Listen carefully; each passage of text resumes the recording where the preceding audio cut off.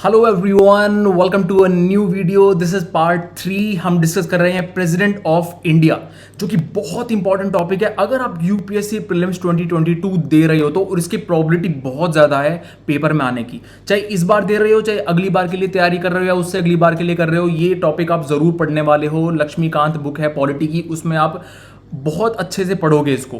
लेकिन अगर आप बुक नहीं देखना चाहते, अगर आप सोच रहे हो कि वीडियो से आपको सब कुछ कोई बता दे, कोई समझा दे, एक एक चीज़ समझा दे, तो सही जगह पर हो। मैं एक एक पॉइंट बताने वाला हूँ आपको, कुछ भी मिस नहीं करूँगा मैं, ठीक है। एब्सोल्युटली 1 बाय 1 हम डिस्कस करेंगे सब कुछ। अगर पार्ट 1 पार्ट 2 नहीं देखा इस टॉपिक का तो वो मैं डिस्क्रिप्शन में लिंक डाल दूंगा, उसको जाके देख लेना, उसके बाद में यहाँ पर आ जाना, ठीक है। तो स्टार्ट करते हैं, टाइम वेस्ट नहीं करते, अब चलते हैं स्क्रीन के ऊपर, ठीक है।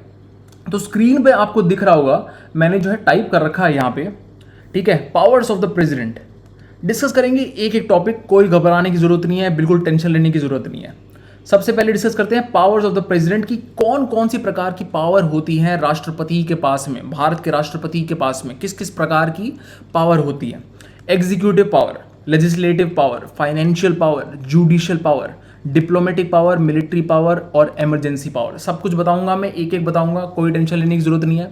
सबसे पहले स्टार्ट करेंगे एग्जीक्यूटिव पावर से। एग्जीक्यूटिव पावर का मतलब क्या होता है? एग्जीक्यूट का मतलब क्या होता है? एग्जीक्यूट का मतलब होता है कोई भी अगर जैसे कि डिसीजन लिया जाता है तो उसको उसको जैसे कि प्रैक्टिकली उसको मतलब प्रोसेस में लाना, ठीक है। जैसे कि हमने कुछ डिसीजन लिया कि हाँ भाई ऐसा ऐसा होना चाहिए, ठीक है। पानी नहीं आ रहा तो ये डिसीजन है, आप ये करोगे, आप वो करोगे, ये तो हमने डिसीजन ले लिया जिन्होंने लेना चाहिए था।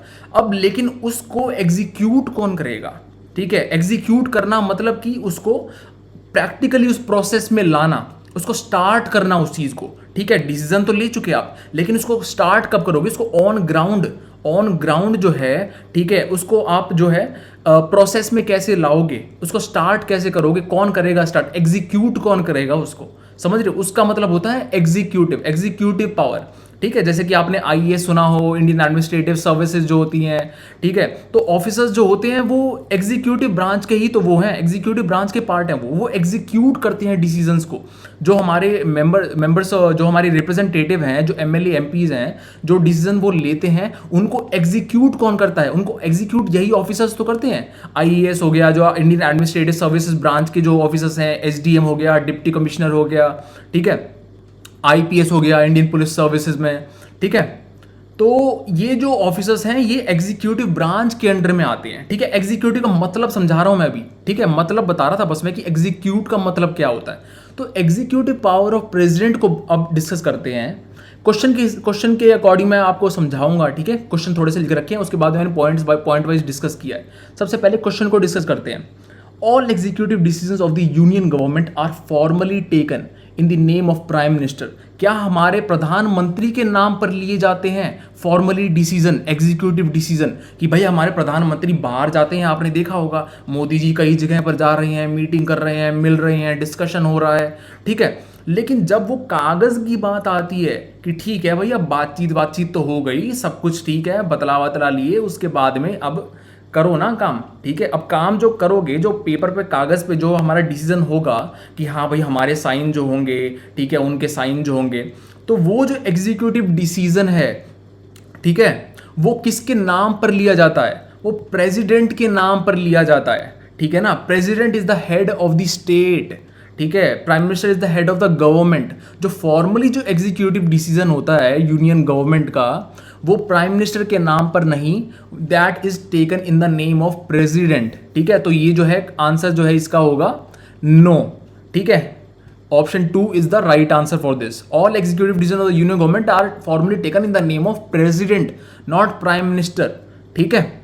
समझ आ रही है ना बात? कि फॉर्मली जब कागज की बात आती है लिखने की, तो फॉर्मली उस चीज को जब आप डिसाइड करोगे, जब लिखोगे, ठीक है, जब साइन होंगे, तो that is on behalf of president, because president is the head of the state. समझ रहे हो बात? ठीक है, तो ऑप्शन 2 इज राइट। इसमें नो वाला जो ऑप्शन है वो करेक्ट है। अब क्वेश्चन 2 पर जाते हैं।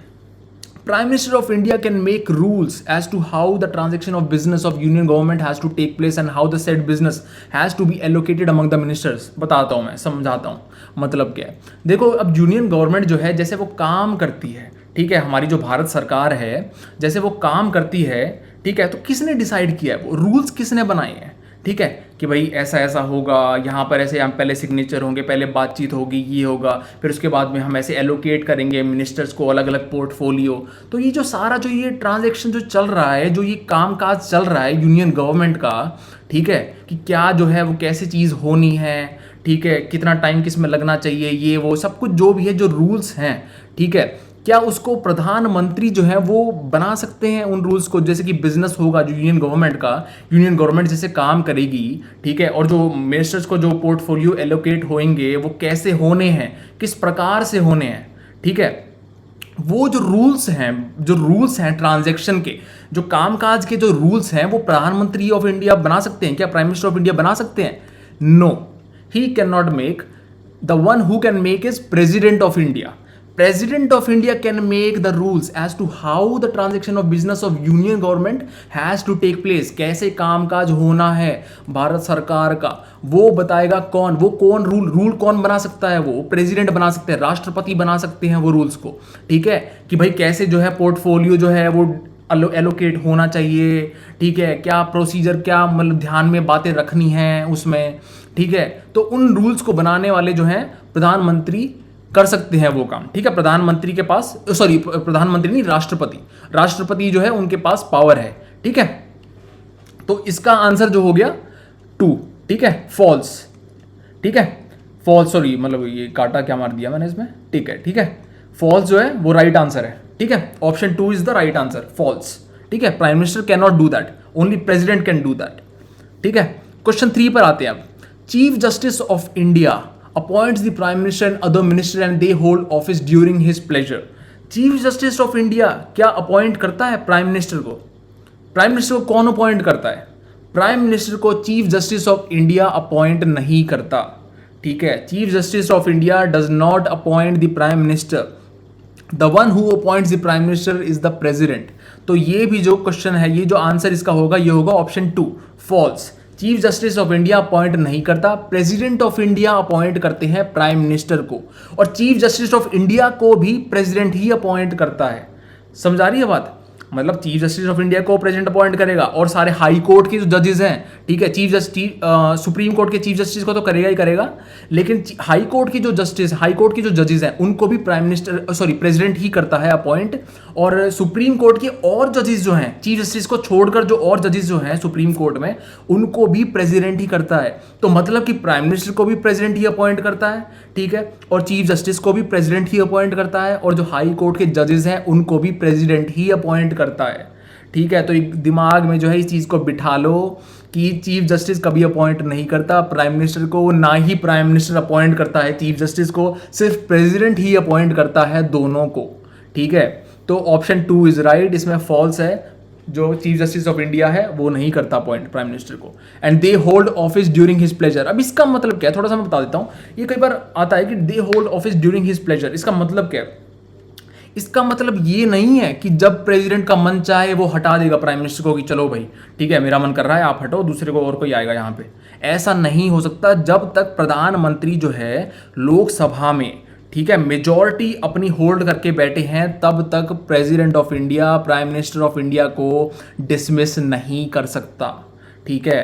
Hold office during his pleasure का मतलब ये नहीं है कि मनमानी जब चाहे हटा दिया, ठीक है। अगर लोकसभा में मेजॉरिटी अगर हट गई, मेजॉरिटी अगर नहीं है प्राइम मिनिस्टर के पास में, ठीक है, if no confidence motion is passed, अगर नो कॉन्फिडेंस मोशन पास हो गया, तब तो प्राइम मिनिस्टर को जो है रेजिग्नेशन देना पड़ेगा, तब जो है प्रेसिडेंट डिसमिस कर सकता है प्राइम मिनिस्टर को, ठीक है। बात समझ आ रही है? तब कर सकता है जब नो कॉन्फिडेंस मोशन पास हो गया, ठीक है, जब मेजॉरिटी लूज होगी, ठीक है, जब मेजॉरिटी जो है, मेजॉरिटी नहीं है प्रधानमंत्री के पास में, तब तो डिसमिस कर सकता है। वैसे डिसमिस नहीं कर सकता, ठीक है, राष्ट्रपति वैसे डिसमिस नहीं कर सकता प्रधानमंत्री को। तो ऑप्शन 2 जो है इसमें राइट है, फॉल्स है आंसर, ठीक है। सीजीआई जो है वो अपॉइंट नहीं करता प्रधानमंत्री को। आगे बात करते हैं, डिस्कस करते हैं पॉइंट वाइज, मैंने यहाँ पे डिस्कस किया है, ठीक है। ये सारा ही हम एग्जीक्यूटिव उसको डिस्कस कर रहे हैं, अभी एग्जीक्यूटिव पावर को डिस्कस कर रहे हैं, ठीक है। सारा जो एग्जीक्यूटिव जो उसके अंदर में आता है, ठीक है, एग्जीक्यूटिव टॉपिक के अंडर में हम बात कर रहे हैं अभी। तो पॉइंट वाइज मैंने यहाँ पे डिस्कस किया है, एक एक चीज बताता हूँ। सबसे पहले जो है ये क्वेश्चन काफी बार आता है कि कौन किसको अपॉइंट कर रहा है, ठीक है। अभी अपॉइंट का क्वेश्चन तो हमने देख लिया, जो वो है प्राइम मिनिस्टर का, तो लेकिन और भी बहुत लोग हैं जिनको प्रेसिडेंट ऑफ इंडिया अपॉइंट करता है, और ये बहुत बार आता है प्रीलिम्स में, इतनी बार आता है ये, घूम फिर के कहीं ना कहीं तो इसको दे ही देते हैं। या फिर कोई और, अगर आप पीएससी दे रहे हो, कोई और पेपर दे रहे हो स्टेट सर्विसेज का, तो उसमें भी ये क्वेश्चन आने का बहुत चांसेस है। अटॉर्नी जनरल ऑफ इंडिया, ठीक है, उसको अपॉइंट करता है प्रेसिडेंट ऑफ इंडिया।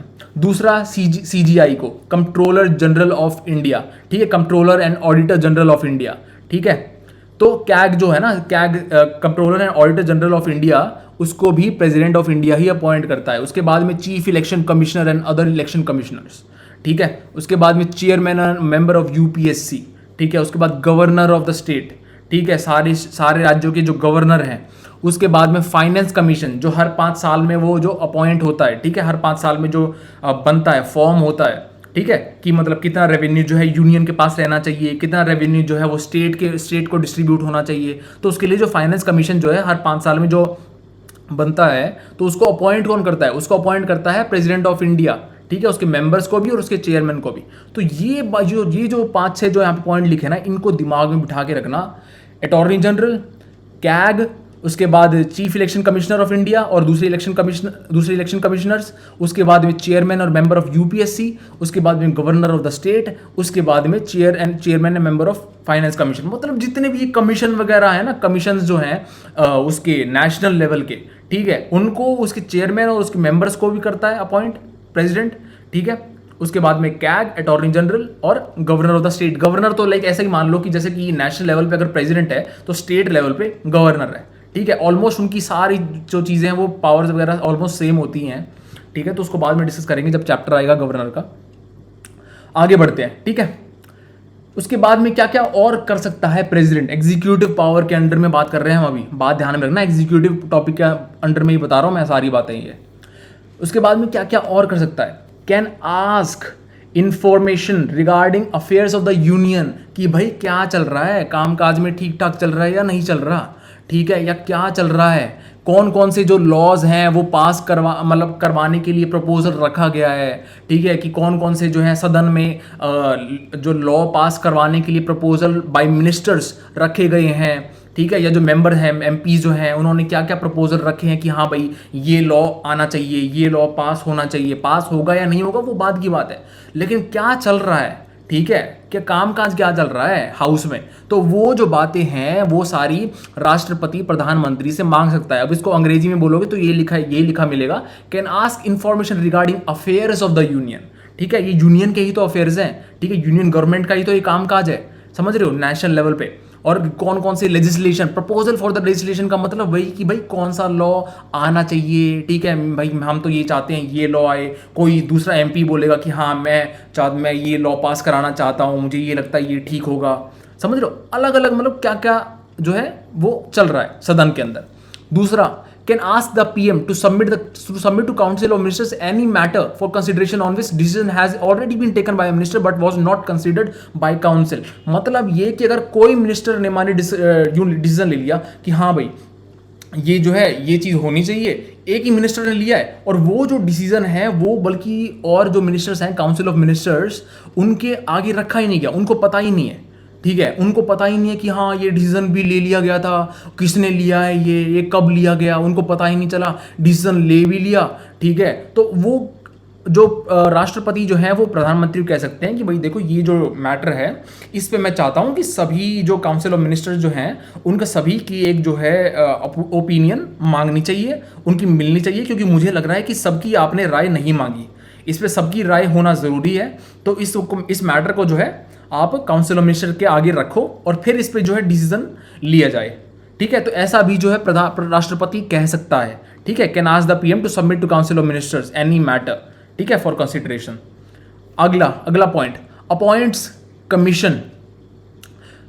ऐसे जो कमीशन है जो कि इन्वेस्टिगेट करता है कि भाई जो SC ST जो है सोशल ये क्या बोलते हैं शेड्यूल्ड कास्ट और शेड्यूल्ड ट्राइब या फिर ओबीसी जो है उनकी कंडीशन क्या है देश में, क्या वो सही ढंग से उनको ट्रीट करा जा रहा है या नहीं करा जा रहा, क्या वो दुर्गति में रह रहे हैं, ठीक है, क्या वो डिस्क्रिमिनेशन को फेस कर रहे हैं। ऐसी कंडीशंस को इन्वेस्टिगेट करने के लिए भी एक जो कमीशन है वो राष्ट्रपति अपॉइंट कर सकते हैं, ठीक है।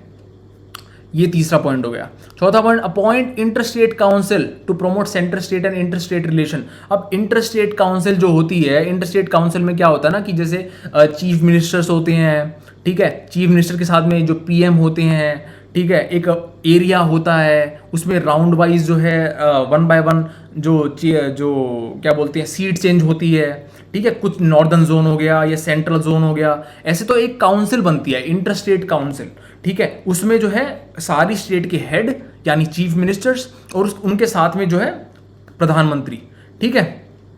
तो इंटर स्टेट काउंसिल जो है वो सेंटर स्टेट के रिलेशन को बेटर करने के लिए भी अपॉइंट जो है वो करते हैं राष्ट्रपति, ठीक है। राष्ट्रपति जी का भी ये एक पावर है, एग्जीक्यूटिव पावर, कि वो ऐसे जो इंटर स्टेट काउंसिल को अपॉइंट कर सकते हैं सेंटर स्टेट के रिलेशन को बेटर करने के लिए और आपस में स्टेट्स के रिलेशन को बेटर करने के लिए, ठीक है, कि स्टेट्स आपस में ही ना लड़ने लग जाए। तो ये हो गया चौथा पॉइंट, ठीक है। इसके बाद में directly administers UTs through governors, ठीक है, या थ्रू एडमिनिस्ट्रेटर बोल लो आप, ठीक है। तो यानी जो है ना कि गवर्नर जो है वो डायरेक्टली प्रेसिडेंट के अंडर में होता है, ठीक है, प्रेसिडेंट की वो सुनता है, ठीक है, गवर्नर। तो यूनियन टेरिटरीज जो हैं, ठीक है, उसको डायरेक्टली एडमिनिस्टर करता है कौन? प्रेसिडेंट, ठीक है। प्रेसिडेंट के पास ये पावर है कि वो डायरेक्टली एडमिनिस्टर कर सकता है यूनियन टेरिटरीज को थ्रू गवर्नर या थ्रू इट्स एडमिनिस्ट्रेटर्स, ठीक है। ये एक और पॉइंट हो गया। इसके बाद में handles administration and has power with respect to scheduled areas and tribal areas, ठीक है, कि जो शेड्यूल्ड एरिया हैं, जो ट्राइबल एरियाज हैं, जैसे नॉर्थ ईस्ट हो गया या फिर जो सेंट्रल इंडिया में जो एरियाज हैं, एमपी में, झारखंड में जो गरीब एरियाज हैं जहाँ पर ट्राइबल लोग रहते हैं या शेड्यूल्ड कास्ट के लोग रहते हैं, ठीक है। तो शेड्यूल्ड एरियाज जो हैं, शेड्यूल्ड एरियाज, उनकी एडमिनिस्ट्रेशन को हैंडल करने की भी पावर जो है वो प्रेसिडेंट के पास है और वो डिक्लेयर कर सकते हैं किसी भी एरिया को कि हाँ भाई यहाँ पर जो है ज़्यादा मेजॉरिटी जो लोग हैं वो ट्राइबल लोग हैं, तो इस एरिया को डिक्लेयर कर दो ट्राइबल एरिया, ठीक है, या इस एरिया को डिक्लेयर कर दो शेड्यूल्ड एरिया, ठीक है। तो ये भी पावर होती है प्रेसिडेंट के पास में, राष्ट्रपति के पास में। इसके अगला पॉइंट, कैन ऑल्सो डिक्लेयर है, भाई मैं लिख रखा शेड्यूल्ड एरिया, चलो ठीक है, हो गया खत्म। यहाँ पे एग्जीक्यूटिव पावर हमने यहाँ पे डिस्कस कर लिया है, ठीक है। एग्जीक्यूटिव पावर जो है सारा हमने यहाँ पर जो है डिस्कस कर लिया है, 1 बाय 1 मैंने सब कुछ समझा दिया। यही है एग्जीक्यूटिव पावर के अंडर में। अगर लक्ष्मीकांत बुक को भी खोलोगे आप तो उसमें भी आपको यही मिलेगा, ठीक है, इससे बाहर कुछ नहीं मिलेगा और सारा कुछ मैंने बता दिया है। इसके बाद में बात करते हैं लेजिस्लेटिव पावर्स के बारे में। कैन समन और prorogue the parliament and dissolve the Lok Sabha. Summon का मतलब होता है बुलाना, कि आओ भाई, ठीक है, करो मीटिंग, ठीक है, आओ बैठो, ठीक है। प्रोरोग का मतलब होता है कि अभी इसको वो कर दो, सस्पेंड कर दो, सस्पेंड करना, डिसॉल्व करना नहीं। प्रोरोग का मतलब डिसॉल्व करना नहीं होता, प्रोरोग का मतलब है कि सस्पेंड कर दिया सेशन को, ठीक है, सस्पेंड कर दिया लेकिन डिसॉल्व नहीं करा, डिसॉल्व करे बिना, ठीक है, सस्पेंड करना यानी प्रोरोग मतलब होता है, प्रोरोग बोलते हैं उसको। तो समन कर सकते हैं, ठीक है, राष्ट्रपति जी, या प्रोरोग कर सकते हैं पार्लियामेंट को। उसके बाद में डिसॉल्व भी कर सकते हैं लोकसभा को, लेकिन डिसॉल्व वो तभी कर सकते हैं जब मेजॉरिटी ना हो, ठीक है, मेजॉरिटी किसी पार्टी के पास ना हो, ठीक है, और जो प्रधानमंत्री हैं उन्होंने अपना नो कॉन्फिडेंस मोशन पास हो गया हो, उन्होंने मेजॉरिटी लूज कर दी हो, ठीक है। तो जो लोकसभा जो है वो डिसॉल्व वो कर सकते हैं, ठीक है, जो प्रेसिडेंट है, ठीक है। उसके बाद में अगर प्रधानमंत्री जी कहें कि ठीक है, मतलब या फिर अनएक्सपेक्टेड प्रधानमंत्री कहें या तो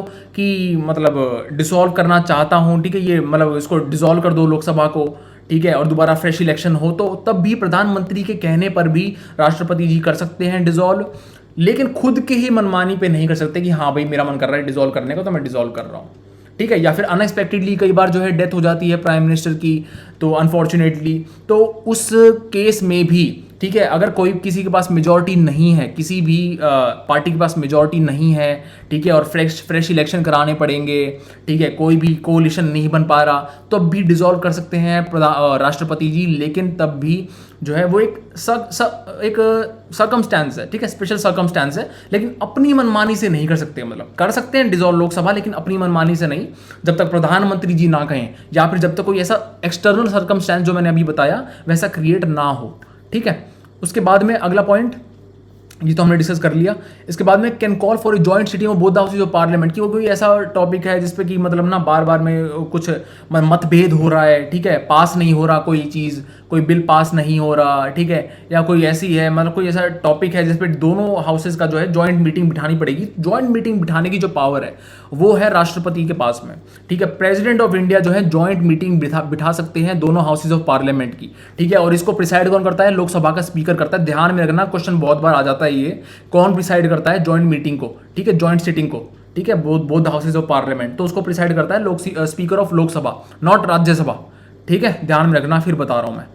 अगला point, addresses the first session of parliament after general election और एंड ईच सेशन। हर जनरल इलेक्शन यानी 5 साल के बाद में जब इलेक्शन होता है, ठीक है, 5 साल के बाद में, तो उसके बाद जो फर्स्ट सेशन होता है उसको भी एड्रेस करते हैं, और उसके बाद में हर साल जो एक नया सेशन स्टार्ट होता है, ठीक है, मतलब जो मार्च टू मार्च जैसे होता है, मार्च टू मार्च जैसे फाइनेंशियल ईयर जो हम क्या बोलते हैं देखते हैं, तो उसके बाद भी जो फर्स्ट सेशन होता है, हर साल में जो फर्स्ट सेशन होता है उसको एड्रेस जो करते हैं वो करते हैं प्रेसिडेंट ऑफ इंडिया, ठीक है, कर सकते हैं और करते हैं, ठीक है। Address is the first session of parliament, और जनरल इलेक्शन के बाद में भी हर 5 साल बाद और हर साल के बाद में जो कि हर एक नया सेशन स्टार्ट होता है, ठीक है।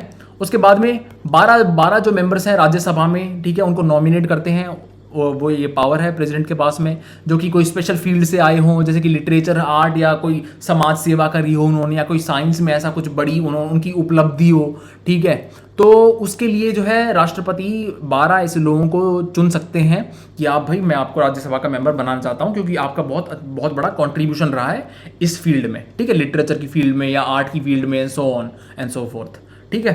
तो राज्यसभा में कितने मेंबर नॉमिनेट हो सकते हैं? 12 मेंबर बाय द राष्ट्रपति, ठीक है। उसके बाद में 2 मेंबर हो सकते हैं लोकसभा में, ध्यान रखना, कंफ्यूज मत होना, 12 है राज्यसभा के लिए, 2 हैं लोकसभा के लिए, और जो लोकसभा में जो 2 मेंबर नॉमिनेट होते हैं वो है एंग्लो इंडियन कम्युनिटी से, ठीक है। एंग्लो इंडियन कम्युनिटी के जो लोग हैं उन्हीं को ही 2 मेंबर जो है उन्हीं में से 2 मेंबर को कर सकते हैं नॉमिनेट, ठीक है, प्रेसिडेंट फॉर द लोकसभा। इसके बाद में डिस्क्वालिफिकेशन जो है किसी मेंबर ऑफ पार्लियामेंट की, कोई एमपी जो है वो मतलब उसका इलेक्शन जो है वो ठीक से नहीं हुआ, या कुछ मतलब कुछ ऐसा मतभेद है कि जो है ही में बी डिस्क्वालिफाइड, ठीक है, तो इसको डिसाइड कौन करता है? इसको डिसाइड करते हैं president of India along with the election commission consultation. Election commissioner जो है, चीफ इलेक्शन कमिश्नर, ठीक है, जो इलेक्शन कमीशन से कंसल्ट करके जो है प्रेसिडेंट ऑफ इंडिया डिसाइड कर सकते हैं कि whether member of parliament is disqualified और नॉट, ठीक है। आगे बढ़ते हैं। कुछ बिल जो है हाउस में वो प्रायर परमिशन से ही इंट्रोड्यूस हो सकते हैं, ठीक है, प्रेसिडेंट की प्रायर परमिशन से ही उनका इंट्रोडक्शन हो सकता है। तो जैसे कि कभी कंसोलिडेटेड फंड ऑफ इंडिया जो है, ठीक है, उससे अगर कुछ एक्सपेंडिचर होना है, ठीक है, तो उसके लिए बिल एक लेके आया कोई, ठीक है, कोई भी मेंबर ऑफ पार्लियामेंट लेके आया, कोई मिनिस्टर लेके आया, जैसे कोई बिल लेके आया, ठीक है, from for the expenditure from consolidated fund of India, कि भाई इतना जो है एक्सपेंडिचर हमें और करना पड़ेगा, ठीक है। तो उस बिल को लाने के लिए भी, उसको इंट्रोड्यूस करने के लिए भी, ठीक है, परमिशन चाहिए होगी राष्ट्रपति की, ठीक है। बिना राष्ट्रपति की परमिशन के जो है ऐसा बिल इंट्रोड्यूस नहीं हो सकता। या फिर जैसे कि कोई स्टेट की जो बाउंड्रीज हैं वो चेंज करनी है या मॉडिफाई करनी है, या कोई नई स्टेट ही बनानी है, कोई नई स्टेट ही क्रिएट करनी है, तो ऐसे बिल के लिए भी जो है राष्ट्रपति की परमिशन की जरूरत होगी, ठीक है। उसके बाद में जो बिल्स होते हैं, ठीक है, जो बिल पास होते हैं दोनों हाउसेस से, उसके बाद में जो है राष्ट्रपति का जो सहमति चाहिए होती है, तो राष्ट्रपति जो है अपनी सहमति दे सकते हैं, give his assent to the bill, या विदहोल्ड हिज एसेंट, क्या मतलब कि क्या बोलते हैं उसको मना कर सकते हैं कि नहीं, ये तो मतलब कि मुझे ठीक नहीं लग रहा, ये बिल जो है, ठीक है, ये पास नहीं होना चाहिए, तो विदहोल्ड कर सकते हैं, ठीक है। मतलब विदहोल्ड करना मतलब कि क्या बोलते हैं ना, एक तो एसेंट देना होता है कि मतलब कि सहमति दे दी, विदहोल्ड करना कि अपने पास रखना, ठीक है, कि मतलब मुझे नहीं लग रहा, कि या फिर अपने पास ही रख रहे हैं उसको, कि पास ना आगे नहीं जाने दे रहे हैं ना उसको रिटर्न कर रहे हैं, ठीक है, मतलब पीछे भी नहीं जाने दे रहे, ठीक है, और ना उसको आगे जाने दे रहे, अपने पास उसको बिठा के रखा है, जैसे विदहोल्ड करके रखा है, ठीक है। तो अपने पास भी रख सकते हैं मतलब, ठीक है, किसी भी बिल को, या फिर रिटर्न कर सकते हैं, रिटर्न भी कर सकते हैं कि इसको वापस भेजो इस बिल को, वो दोबारा रिकंसिडरेशन के लिए, कि भाई दोबारा सोचें इस पे, दोनों जो हाउसेज हैं दोबारा सोचें। लेकिन ऐसा रिटर्न जो है, अगर रिटर्न की अगर वो करते हैं तो वो बिल जो है वो मनी बिल नहीं होना चाहिए।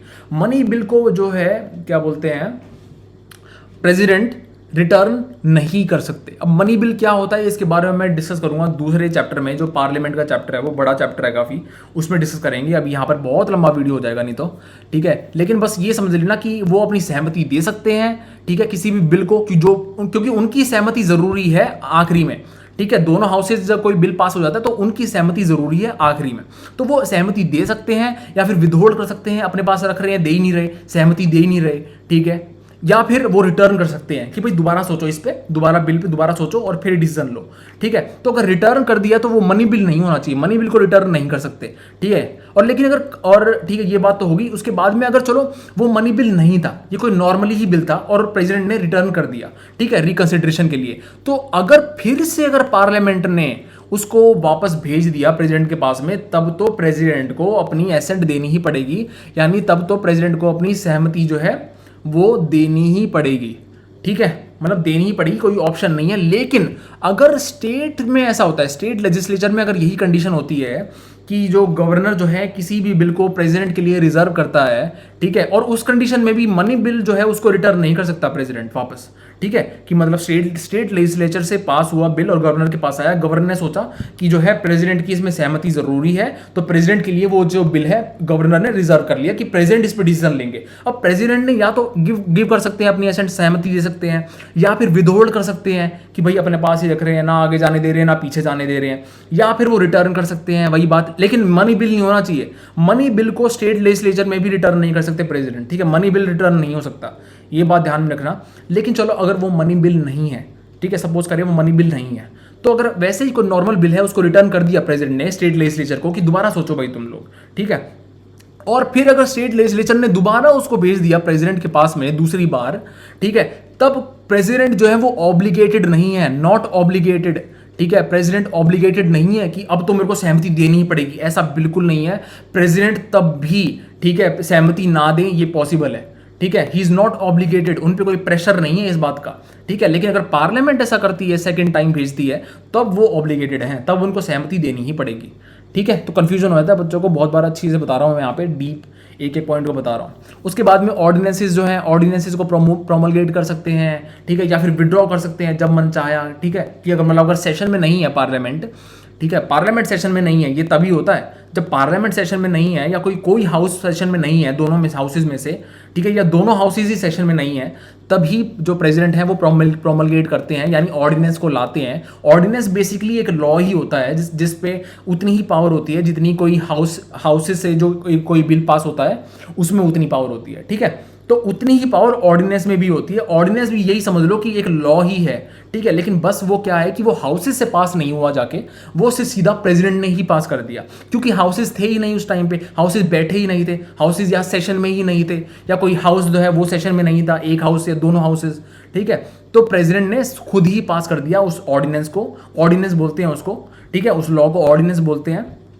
और प्रेसिडेंट उसको विड्रॉ भी कर सकते हैं जब मन चाहा। लेकिन जब पार्लियामेंट बैठेगी तो पार्लियामेंट को 6 हफ्तों के अंदर अंदर उस ऑर्डिनेंस को अप्रूव करना पड़ेगा कि हाँ भाई हम अप्रूव कर रहे हैं कि जो प्रेसिडेंट ने जो ये ऑर्डिनेंस लेके आए थे जब हम लोग बैठे नहीं थे, ठीक है, जब हमारी मीटिंग नहीं हो रही थी, जब प्रेसिडेंट ने कोई ऑर्डिनेंस पास किया होगा, तो उस ऑर्डिनेंस को हम अप्रूव कर रहे हैं। अब हम बैठ गए हैं मीटिंग के लिए, तो अब पार्लियामेंट ने अप्रूव कर दिया उस चीज़ को, ठीक है, कि अब भाई हम लोग जो है अप्रूव कर रहे हैं इस ऑर्डिनेंस को कि ठीक है भाई प्रेसिडेंट ने जो पास किया है वो सही है और हम उसके साथ हैं, ठीक है। तो 6 हफ्तों के अंदर अंदर, जैसे जिस दिन पार्लियामेंट बैठी, जिस दिन दोनों हाउस बैठे, ठीक है, उस दिन से, ठीक है, उस दिन से 6 हफ्ते आगे तक, उस इतने टाइम पीरियड में आपको दोबारा वो करना पड़ेगा अप्रूव, ठीक है, पार्लियामेंट को।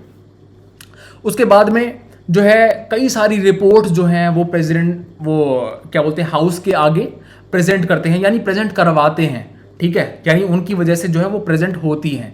ठीक है, अब कौन कौन सी रिपोर्ट हैं, ये इंपॉर्टेंट रिपोर्ट्स हैं, जैसे सीएजी की रिपोर्ट है, controller and auditor general of India, उसकी रिपोर्ट है जो ऑडिट की रिपोर्ट होती है। ठीक है, अलग अलग जो है स्टेट और जो गवर्नमेंट के जो डिपार्टमेंट होते हैं उनकी ऑडिटिंग होती है, तो उसकी जो रिपोर्ट है बेसिकली वो प्रेजेंट होती है हाउस के सामने।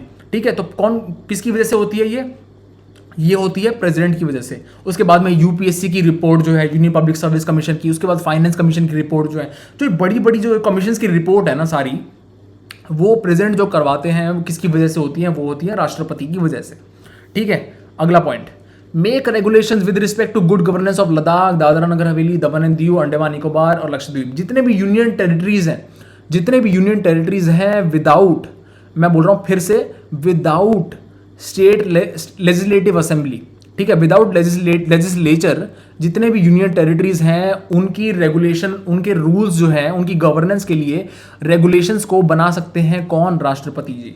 ठीक है, उनके पास पावर है कि जो जितने जो यूटीज लिख रखे हैं मैंने यहाँ पे, लद्दाख, दादरा नगर हवेली, दमन एंड दीव, अंडमान निकोबार और उसके बाद लक्षद्वीप, इन सभी जो यूटीज हैं इनमें एक चीज़ कॉमन है कि इनके पास अपना खुद का लेजिस्लेचर नहीं है। ठीक है, तो उस लेजिस्लेचर के लिए, ठीक है, जो सॉरी उस इन यूटीज के लिए रेगुलेशन जो है वो राष्ट्रपति जी बना सकते हैं। ठीक है, इनकी गुड गवर्नेंस के लिए। और पुडुचेरी के केस में भी, ऑल्दो पुडुचेरी के पास अपना लेजिस्लेचर है, ठीक है, पुडुचेरी के पास में अपना लेजिस्लेचर है, लेकिन पुडुचेरी के केस में भी प्रेसिडेंट जो है वो बना सकते हैं रूल्स, लेकिन उसमें असेंबली जो है पुडुचेरी की वो डिसॉल्व होनी चाहिए या फिर वो सस्पेंड होनी चाहिए। ठीक है, अगर ऐसे दो केस अगर बनते हैं तो उस कंडीशन में पुडुचेरी के लिए भी प्रेसिडेंट जो है रूल्स बना सकते हैं उसकी गुड गवर्नेंस के लिए। ठीक है, उसके कामकाज के लिए। तो आई होप कि यहाँ तक सब कुछ क्लियर हो गया होगा। मैंने एक एक चीज़ समझा दी है, बिल्कुल एक एक डीपली बता रहा हूँ मैं, बिल्कुल कोई पॉइंट मिस नहीं कर रहा हूँ। ठीक है, आगे चलते हैं फाइनेंशियल पावर पे। Financial power of the president. Financial power basically क्या होती है? मनी बिल के बारे में मैं ऑलरेडी वैसे बता चुका हूं, लेकिन इसके बारे में डीपली डिस्कस नहीं करेंगे यहाँ पे। मनी बिल बस एक अलग प्रकार के बिल होते हैं। ठीक है, एक फाइनेंशियल बिल्स होते हैं, उनको आप ये कह सकते हो फाइनेंशियल मैटर से रिलेटेड बिल होते हैं वो। ठीक है, अब उनके बारे में बाद किसी दूसरे टॉपिक में डिस्कस करेंगे, बहुत बड़ा टॉपिक है वैसे ये। तो मनी बिल में ये समझ लेना कि अगर कोई भी बिल मनी बिल है तो मनी बिल के प्रायर इंट्रोडक्शन के लिए प्रायर रिकमेंडेशन चाहिए होगी प्रेसिडेंट की। ठीक है, प्रेसिडेंट के प्रायर रिकमेंडेशन के बिना, उनकी प्रायर परमिशन के बिना कोई भी मनी बिल इंट्रोड्यूस नहीं हो सकता पार्लियामेंट में। ठीक है, एक बात गांठ मार लो, दिमाग में बिल्कुल बिठा लो इस बात को।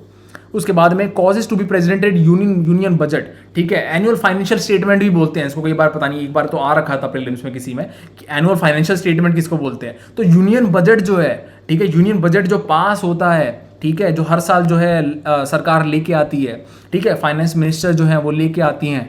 ठीक है, तो उस बजट को, यूनियन बजट को एनुअल फाइनेंशियल स्टेटमेंट भी कहते हैं। ठीक है, और उसको जो प्रेजेंट जो करवाने, जो जिसकी वजह से वो प्रेजेंट होता है, ठीक है, पार्लियामेंट में, वो है राष्ट्रपति जी। ठीक है, राष्ट्रपति जी ही कॉज करते हैं उसकी प्रेजेंटेशन का। ठीक है, कि भाई यूनियन बजट जो है वो पास करो, चलो। ठीक है, पार्लियामेंट में एनुअली। उसके बाद में prior permission required for demand for grant. Demand for grant भी यही एक इसी चीज़ में आता है कि जब यूनियन बजट पास हो रहा होता है तो कोई जो मिनिस्टर्स हैं वो डिमांड करते हैं कि मतलब इतना एलोकेट होना चाहिए हमें फंड्स, ठीक है, हमारे डिपार्टमेंट को या इस मिनिस्ट्री को, ऐसा। तो जो डिमांड है, ठीक है, वो ग्रांट्स के लिए जो वो डिमांड रखते हैं उसके लिए भी प्रायर परमिशन चाहिए होगी राष्ट्रपति जी की। उनके परमिशन के बिना कोई भी डिमांड नहीं रखी जा सकती ग्रांट के लिए। ठीक है, ये भी पॉइंट इंपॉर्टेंट है। उसके बाद में make advances out of contingency fund of India. अब ऐसे कई सारे फंड होते हैं, कंटिजेंसी फंड, ठीक है, उसके बाद में कंसोलिडेटेड फंड ऑफ इंडिया। ठीक है, तो कंटिजेंसी फंड ऑफ इंडिया जो है उससे अगर कोई पैसा निकलवाना है, कोई भी इमरजेंसी आ गई, तो वो भी राष्ट्रपति जी करते हैं। ठीक है, या वो कर सकते हैं, उनके पास पावर है।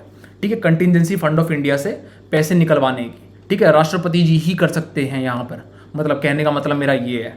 ठीक है, तो आगे चलते हैं।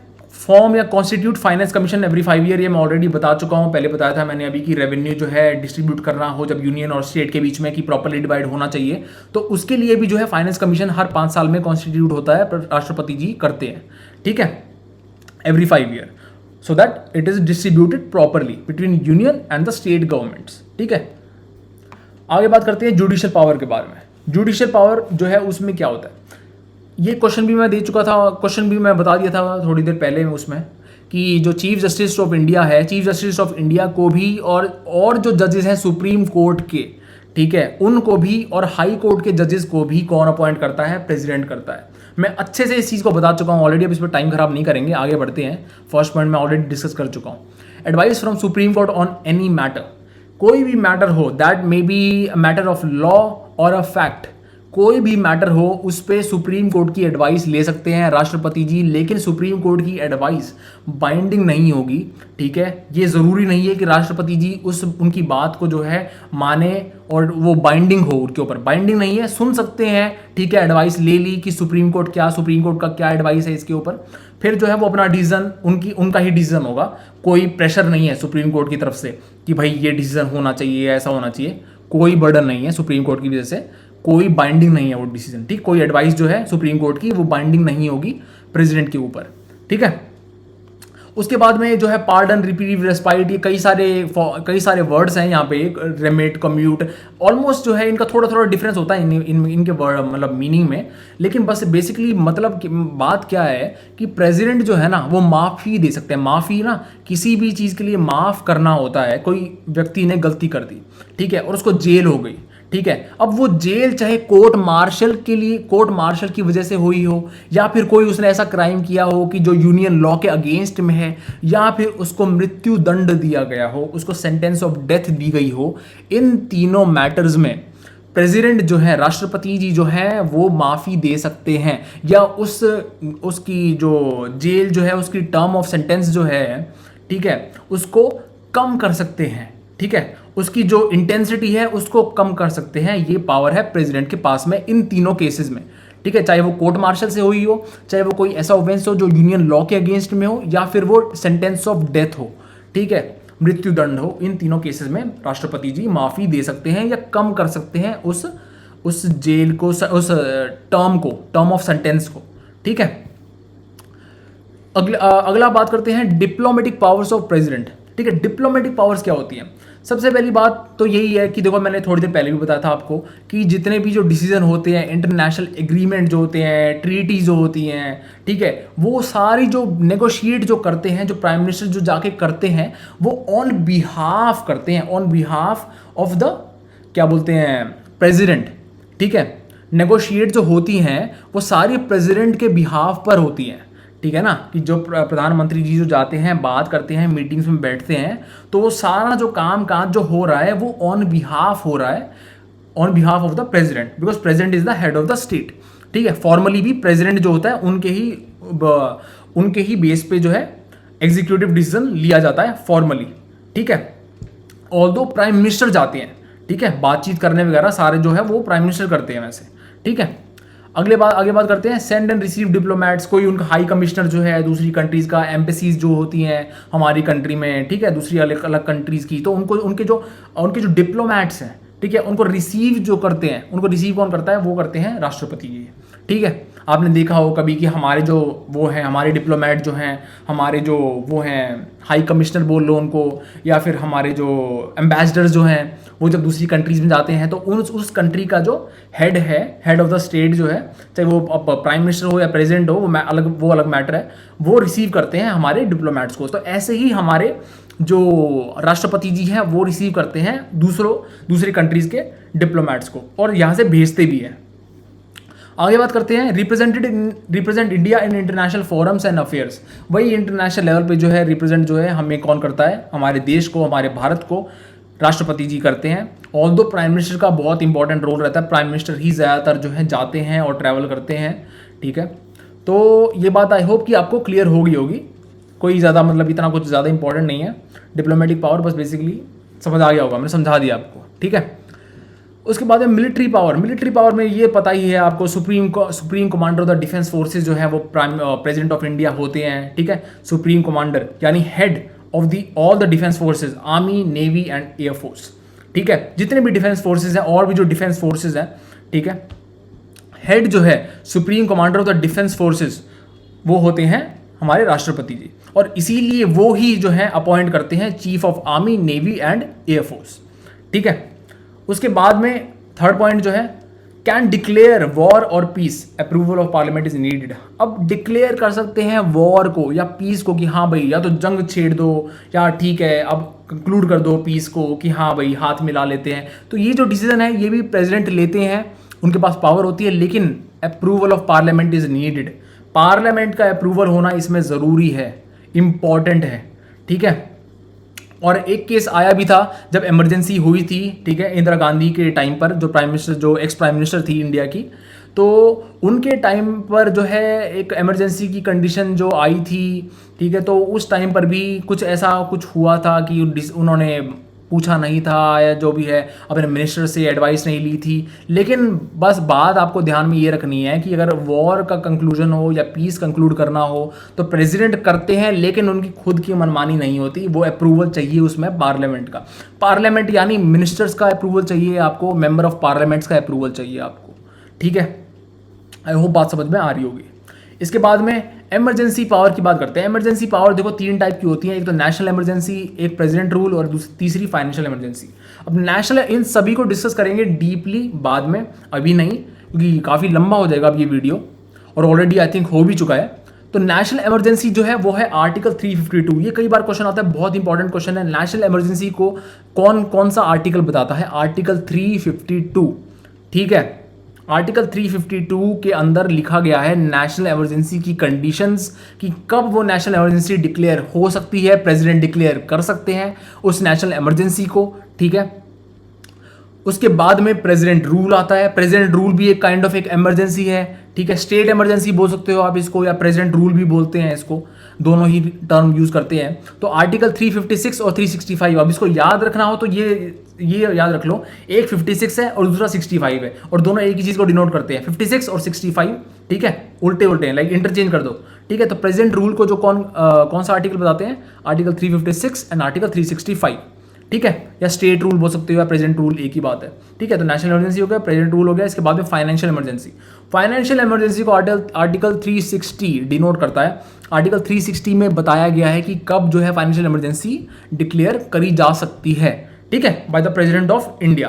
तो ये 3 टाइप की इमरजेंसी पावर्स हैं प्रेसिडेंट ऑफ इंडिया के बारे में। प्रेसिडेंट ऑफ इंडिया जो है इन 3 इमरजेंसी को डिक्लेयर कर सकते हैं, लेकिन कंडीशन वो अप्लाई होनी चाहिए, ऐसे मनमानी नहीं कर सकते वो, ठीक है। प्रायर कंडीशन सेटिस्फाई करनी चाहिए, जिनके बारे में हम किसी और वीडियो में बात करेंगे, अभी बात नहीं करेंगे। तो आई होप कि यहाँ तक सब कुछ समझ आ गया होगा। मैंने सब कुछ समझा दिया। यहाँ पे जितनी भी पावर्स थी प्रेसिडेंट की, इनसे बाहर कुछ नहीं आएगा। इन पावर से जो है बाहर कोई क्वेश्चन नहीं आएगा आपका related to power and functions, ठीक है। तो अगर अब भी कोई डाउट है, if you feel that I did not cover something, then let me know in the comment section below. मैं वहीं पर आपका क्वेरी का रिप्लाई कर दूंगा, ठीक है। और अच्छे से पढ़ना। मिलेंगे अगले वीडियो में, तब तक study well, take care, bye bye, Jai Hind.